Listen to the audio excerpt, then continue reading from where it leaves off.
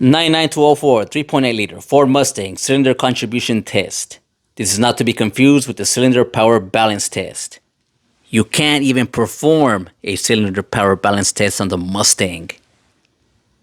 On some vehicles, you can disable the injectors via bidirectional scan tool. You can disable one injector at a time and record the RPM drop. This vehicle does not have that feature. On some vehicles, you can access the injector's connectors and disconnect them to disable the cylinder. But on this vehicle, it has a big old intake manifold and you can't reach those connectors. Some vehicles are coil on plug and you can disconnect the electrical connector to it and disable the cylinder. Not in this case. This vehicle uses coil packs and spark plug wires. It is not recommended to disable the cylinder by removing the spark plug wire while the engine is running. That's going to destroy your coil pack, or that's going to destroy your coil. You can't even perform a cylinder power balance test on the Mustang. The next best thing is what Ford calls the cylinder contribution test.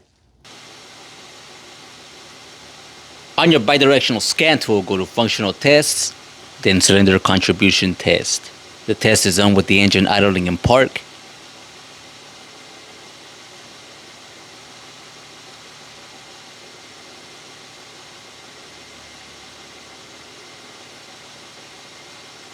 Basically, what you want to see is a straight line for each cylinder. And the negative numbers for each cylinder should not be less than negative 100. Cylinder number 2 is a clear example of a cylinder that needs to be inspected further. This vehicle has 148,000 miles. It runs fine, but has a slight vibration at idle.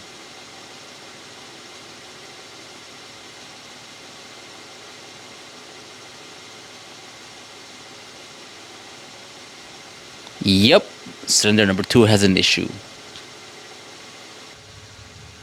And 10 minutes later, cylinders 1 and 4 look great. Smooth lines with very little dips. We have also discovered cylinder number 3 to have an issue. The negative numbers for each cylinder should not be less than negative 100.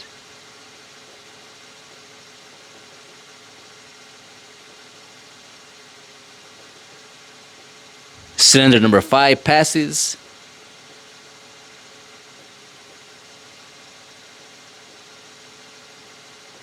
And cylinder number 6 looks good.